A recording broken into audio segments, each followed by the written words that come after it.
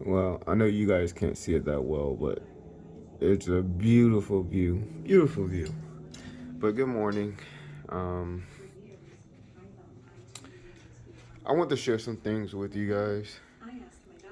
I uh, I decided to just go on a little trip,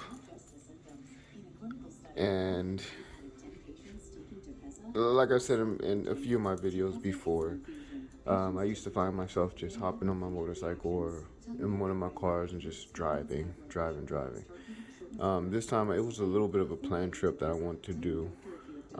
It was a last minute. It was very last minute. It was like next day. Like I woke up and I was like, you know what? Tomorrow I'm just gonna go fly out to, wherever. So as I did that, um, I was like, you know what? I want to go. I want to start back collecting players cards and chips. Not weird denominations. I like collecting $2 chips and whatever else, like 250 and stuff like that. But I was on a plane.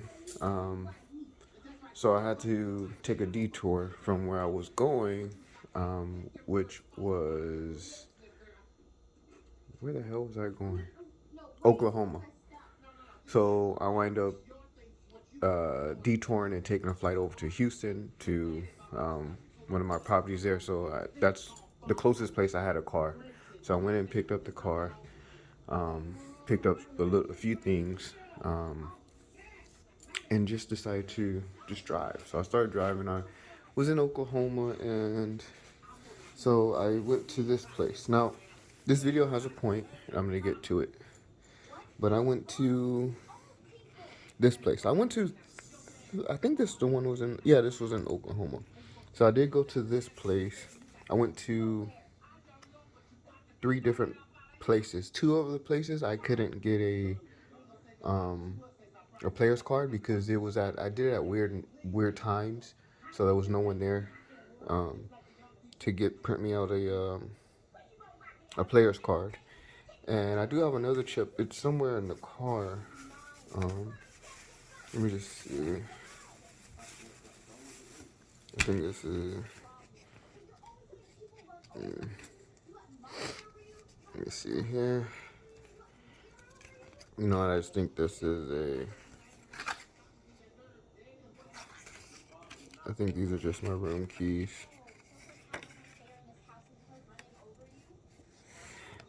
Yeah, these are just my room keys. I gotta find it. But it's a weird little chip, but I thought it was cool. So I did that. I went to one in Oklahoma. I think I went to two in Oklahoma and one in Arkansas. It's either Arkansas or Tennessee. It's like right off of, I think, I-40 slash I-50. It's like right off one of those exits. It's big. It says South something. But my first story is this particular place here. So I seen that place. Um, I stopped by. Oh, actually, it was four casinos. One of them I didn't actually go into. It was weird. I got into the parking lot and I was like, no, no, thank you. It wasn't that it looked bad. It was like a racetrack slash something. It's in Oklahoma. Um, if I think of the name, I'll mention it. But so I went to this place, and I decided to hop on Blackjack. As you guys know, that's where I started, and that's where I sort of hovered. Blackjack, Ultimate Texas Holdem, regular poker. That's it. So I hopped on Blackjack, and I pulled out whatever I had in my pocket. I forgot to go to the bank. Now, I don't like casino ATMs. I don't like them for multiple reasons. The fees, and I just don't want to use them. So I put out what I had in my pocket. It was 160, so I wound up putting $100 on the table. But I thought it wouldn't last me long because the way I play, $100 will probably last me like one hand basically. But I sort of stretched it out. I bought like $5 chips and I stretched it out. So that 500 became 400 and something dollars. So I was getting ready to leave because I want to hit more casinos. I just want to, on my path, just stop by. And so I wound up staying a little bit longer. I wound up staying 2 hours instead of the hour that I plan on staying. So um, I got up off the table once I started seeing the shoot turn. It was my third shoot at this time, and the people that I were playing with just didn't seem like they knew how to play. And the point of this also is, as you guys heard me say, there's certain casinos I have pool in. I have a casino host, or I have some type of pool where I can sort of swing certain odds in certain games my way. So I decided to play at casinos that I don't have any type of pool, that I'm not known at, that I don't have any type of pool. I'm just playing like a regular player. So, and this is one. I've never been here. This is my first time going here. Um, so that's what I did. And I also, you may have heard me say, it's very important. Um, if you can swing odds in your favor in any means, it's very important to do so. I mentioned this in a video where I talked about the Phil Ivey thing briefly, and how casinos like to say once we swing the odds in our favor, it's cheating, but they can do it and it's supposed to be fair game. But I decided to play Ultimate Texas Hold'em after Blackjack, which was the biggest mistake. Now, you guys know this is like one of my favorite games. I have three favorite games: regular poker, Blackjack, and Ultimate Texas Hold'em. But I really didn't realize how bad it was until playing it at a casino where I have no type of edge, or I'm not saying flip the edge, but gain a little bit more. And it was just horrible. I played with $400 something dollars. I played four hands, lost all four hands, and left the table with like $10. The first hand of Ultimate Texas Hold'em at this particular place, um, the house had a straight. The second hand, the house had a flush. The third and fourth hand that I played, the house had full houses, both times. It was utter bullshit. And before I even sat down, I tell you guys, when I sit at a table, I like to wait a few hands just to see how it goes.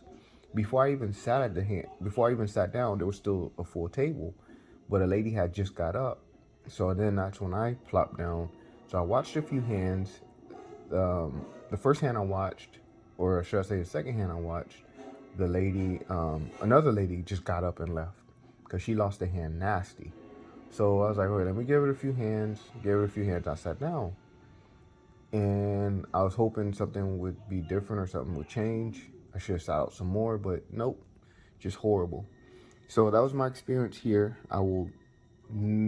At this point, I don't think I would ever play Ultimate Texas Hold'em at a property I can't either hand shuffle, because there's certain properties I can say, hey, I don't want a machine shuffle, I want a hand shuffle, and they'll do it for me.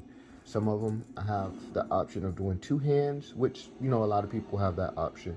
But then there's certain casinos I have the option to do two hands, but not play the first or whichever one blind. So I have that option, which very few people get as well. So I would not be doing that. And this video is basically just to tell you guys, this is probably one of the worst games to ever play in a casino, is Ultimate Texas Hold'em. Like I said in previous videos, it seems like when this game started becoming more popular, the odds just across casinos just started to change. It went from, you're not even surviving. The way to win the game, if you're playing at casinos where you have no type of edge, or can sort of change the edge a little bit, you're so finish that thought. You're out of luck. So, to win, you basically just gotta be that lucky person where you sit down and you play a good amount of money, and that very first hand you hit something good. You pack up and you leave. That's the only way it seems like you can win outside of.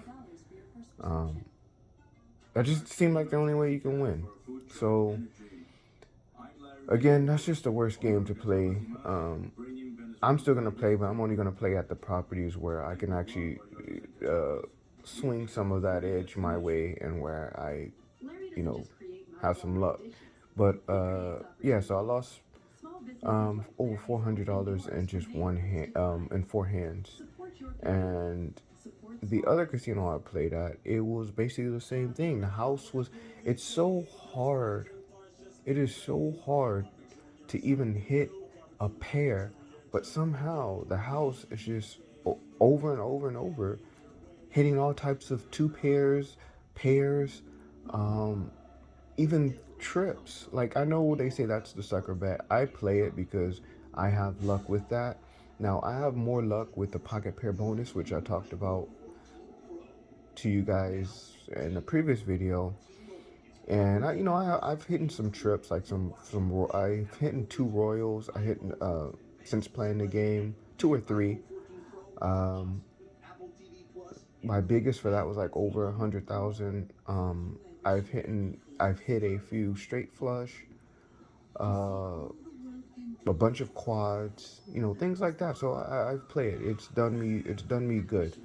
Um, I guess it's the way I play also, and the way I play, how I play, and some of the things that I'm able to do.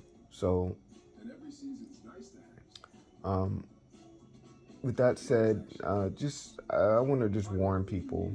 I mean, I can't tell you guys what to do with your money, but I'm just telling you guys that it's pretty awful. Yes, you can get lucky, but please get lucky and leave.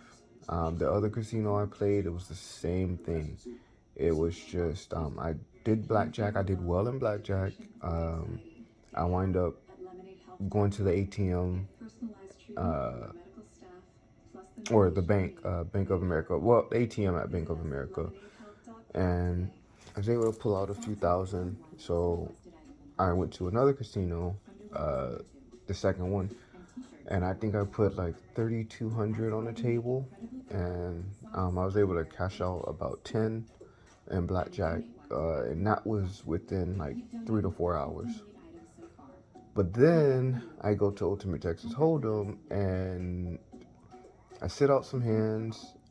I set out some more hands, and then I finally jump in and start playing, and um, it was just lose, lose, lose for the other players, and I didn't want to just sit there and hold up a spot, so I finally jumped in around like the sixth, seventh hand, and I thought it would change by then, but no, the house just kept killing it, killing it.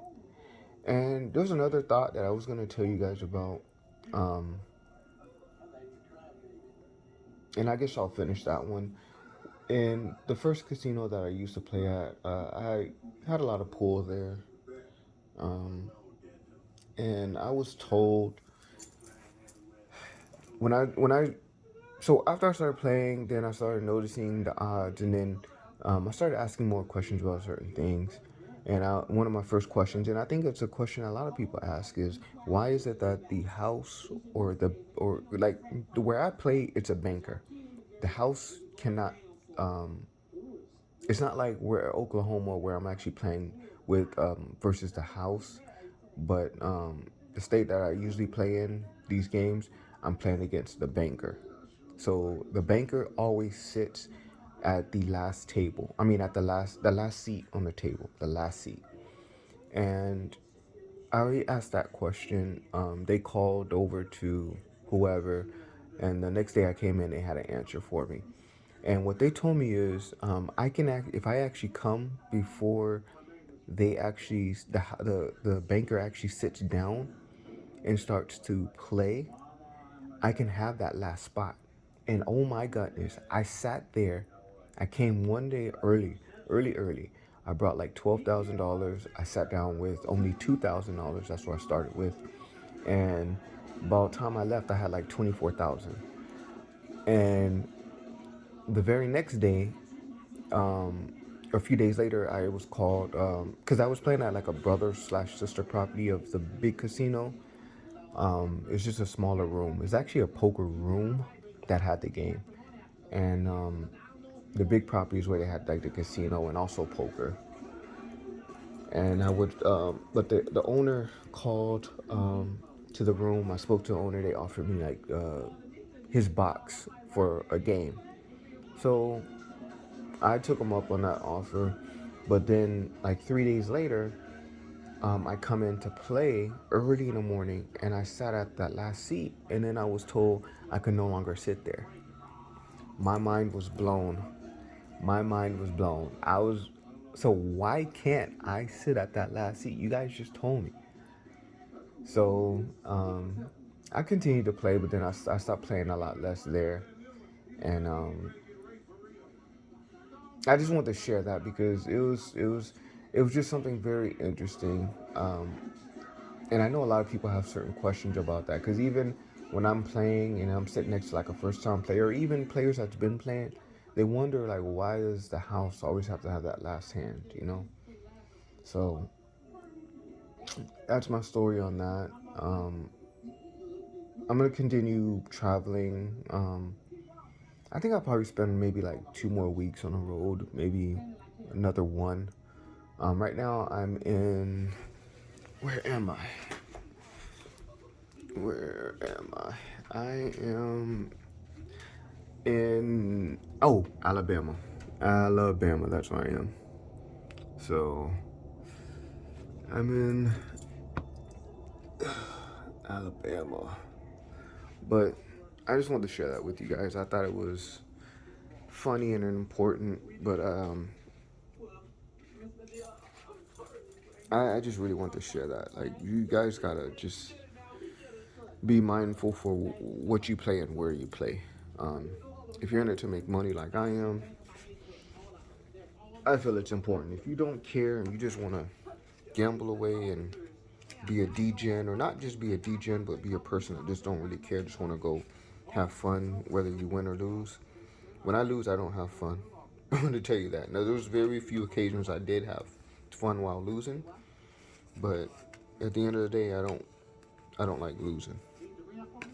So I'll continue my travels, and hopefully I can learn some more and just pass it along with you to you guys. But these two casinos where I have no type of pool, no type of play, no type of